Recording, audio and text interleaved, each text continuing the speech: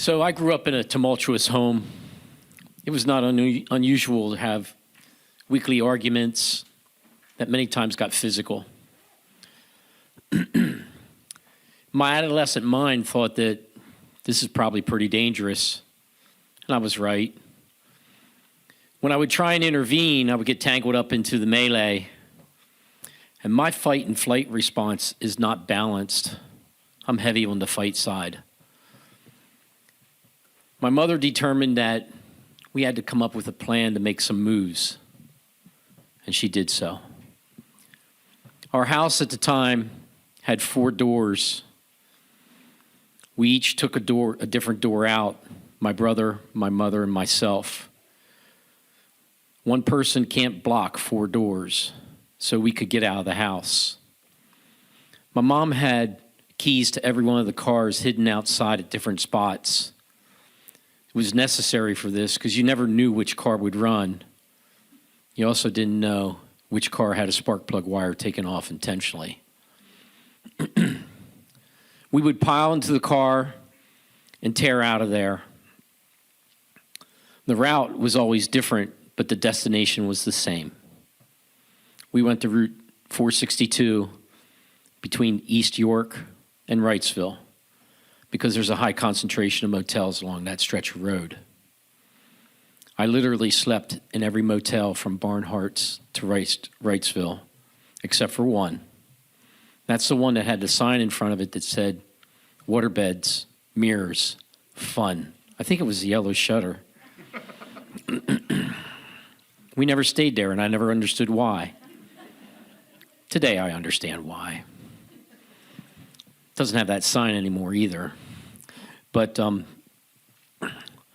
we would evacuate with nothing. I mean, in those situations, you don't have time to gather your toothbrush.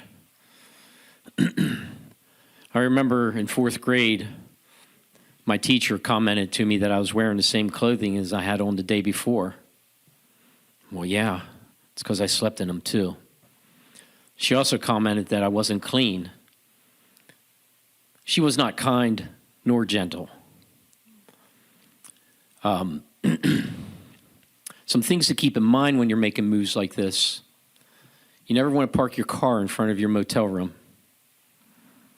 You also want to park your car under a light in clear visibility. In case it is sabotaged, someone might see and stop it. Never answer the door. Look out the window in the morning before you leave. We never slept well. There was always weird noises, uncomfortable beds, and of course the turmoil going on in your mind of what had just transpired.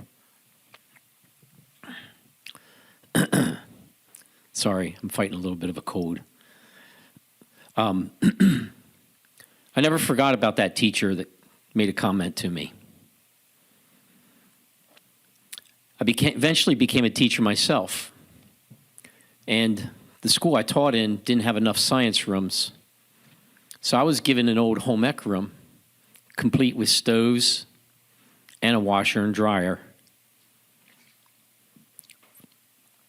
Rarely a year went by that I didn't have a homeless student.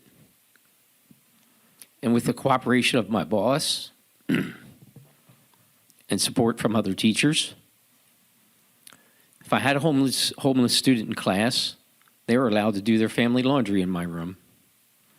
And every load that went through that washer and dryer, I just thought to myself, these are for you, Mrs. Grove, you bitch. We also set up a shower, complete with soap and shampoo, that any student can use at any time. So that's a positive that came out of this. So despite all the negative, some good things came from it.